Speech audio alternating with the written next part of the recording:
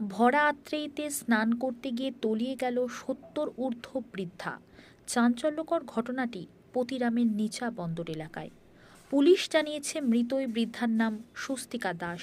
রবিবার বিকেলে বাড়ি থেকে সামান্য দূরে আত্রেয়ী নদীতে স্নান করতে নেমেছিলেন ওই বৃদ্ধা, যার পর থেকেই নিখোঁজ হয়ে যান ৭০তর ওই বৃদ্ধা। পরিবারের লোকের কাছ থেকে পাওয়া খবর পেয়ে ঘটনাস্থলে ছুটে আসে পতিরাম থানার পুলিশ।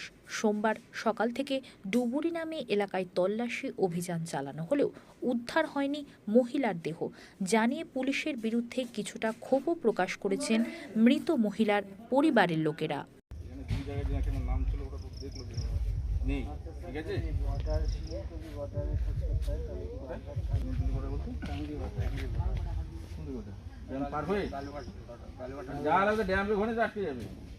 ড্যামটা তো কালকে অনেক জল ছিল, সাইড দিয়ে পাঠানো হলো, ঠিক আছে। না যদি বর্ডারে খোঁজ করতে হয় তাহলে মানে কি বালুঘাটটা নেই। কালকে ঘটনাটা আমিও সঠিক বলতে পারছি না, তবুও যতটুকু জানি যে 4টার সময় নদীতে চান করতে গিয়েছিলেন, তারপর তলিয়ে গেছেন, আর খবর পাওয়া যায়। উনি একাই ছিলেন? উনি একাই ছিলেন। মানে উনি কি রেগুলার নদীতেই আসতো? হ্যাঁ, রেগুলার নদীতে আসেন, একবার নয় 2-3 বার করে। সাঁতার জানতেন না? না, সাঁতার জানেন না। কি নাম ওনার? স্বস্তিকা দাস। বয়স কিরকম হবে? বয়স 75-76 বছর। তো এখনো কি দেহ পাওয়া গেছে নদী থেকে? না না না, কি বলছে পুলিশ? পুলিশে তো এনডিআরএফের টিম খোঁজ করে গেল, এরপরে বাদ অবধি খোঁজ করবে, তারপরে জানা যাবে কি হচ্ছে। মানে এখনো দেহ পাওয়া যায়নি? দেহ পাওয়া যায়। আপনারা কি চাইছেন? আমরা কি চাইবো? আমরা চাইছি যে দেহটা পাওয়া যাক, সৎকার হোক। আপনার নামটা একটু বলবেন? শুভজ্যোতি দাস। ঘটনা ঘটেছিল?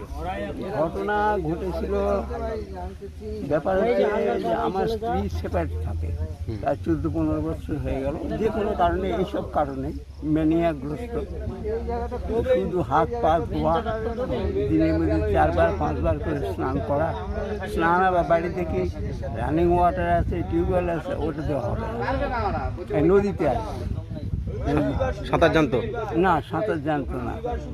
কালকে আমার ছোটো মেয়ে আছে, ছোটো মেয়ে আমার কাছেই থাকে। বিকেল 4টার দিকে, আমার 4:30টার দিকে দুপুরে ঘুম ভেঙে দেখি যে আমার ছোটো মেয়ে নেই।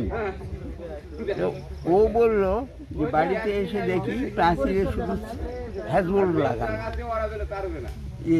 তালা কিচ্ছু দেওয়া নেই। আর প্রতিদিন নিয়মিত আসে, মা মেয়ে গল্প টল্প করে সন্ধ্যেবেলা আমার বাড়িতে যায়। ও কালকে দেখে যে নাই, মা নাই, আমাকে বলে না কিছু। ও চিন্তা করছে আশপাশে বাসায় টাসায় হয়তো কোথাও আছে। তারপরে দেখে যে ওর মা যে 8 শাড়িটা পরে স্নান করতে যায় বা ঘুরে বেড়ায়, ওইটা নাই। আর এমনি চটি বা বাইরে যাওয়ার কাপড় চোপড়, জুতো সব বাড়িতে আছে।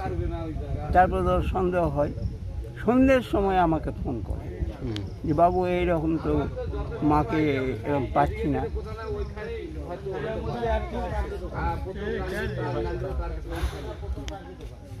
তারপরে কি পুলিশকে খবর দিলেন? তারপর খোঁজাখুঁজি, তারপর তো পুলিশকে খবর দেওয়া হয়। পুলিশ এসেছিল, এসে সব দেখে টেকে গেল, নাম টাম সব লিখে নিয়ে গেল। বলছে যে আজ তো রাত্রেবেলা কিছু করা যাবে না, কালকে 7টা 7:30টার দিকে ডুবুরি এনে খোঁজা হবে। এই তো পরিস্থিতি। পাওয়া গেছে দেহ? পাওয়া গেছে? দেহ পাওয়া গেছে? না, পাওয়া যায়নি, দেহ পাওয়া যায়নি। ডুবুরি যেরকম দেখলাম আমি, ডুবুরির ক্রিয়াকলাপ আমাকে ভালো লাগেনি। যেই জায়গাটা স্নান করেছে ওই জায়গাটা 2-3 বার নামলে হয়ে গেল ওদের। এখন তো বলে বালুরঘাট ড্যাম পেরে ওখানে যাবে, কিন্তু ড্যাম পেরে ওখানে আমার লোক আছে, ওদের খোঁজ, ওরা বলেছে যে ড্যাম পেরে ওখানে পাওয়া যায়নি। কি মনে হচ্ছে কি কারণে মারা যেতে পারে? কারণ ওই একটাই, ম্যানিয়া, স্নানে ম্যানিয়া।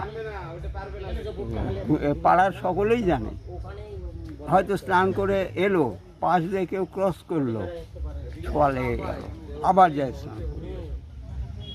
এবং ওই বাড়িতে রান্না করে, পোকার মার নাম কি, স্বপ্না, সে নাকি প্রথম বলেছে মাসি তোমার হাত পা ধরে তুমি বাড়ি যাও, বলছে না রে তুই বাড়ি যা, আমি একটা ডুব দিয়েই বাড়ি যাব। ও যায় পূজা পাঠে বসেছে, তারপরের থেকে তো আর নেই নেই নেই নেই নেই নেই। আপনার নাম? আমার নাম নিহারঞ্জন দাস।